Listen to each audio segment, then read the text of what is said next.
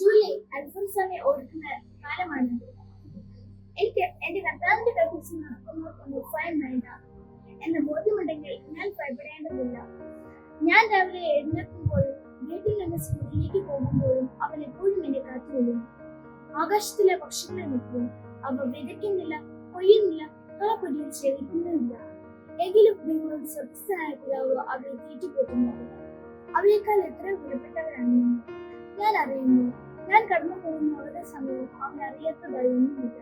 എനിക്കറിയാം, എന്റെ കർത്താവിന്റെ കൈപിടിച്ച് നടക്കുന്നവർക്കൊന്നും ഭയം വേണ്ട. അവൻ പിതാവായി ദോഷത്തിൽ നിന്നും നമ്മെ രക്ഷിച്ചു.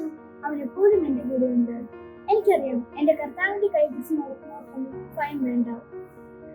ഞാൻ അതിനാൽ ഉറച്ചു പറയാം, എന്റെ കർത്താവ് അറിയാതെ എനിക്കൊന്നും സംഭവിക്കുകയില്ല.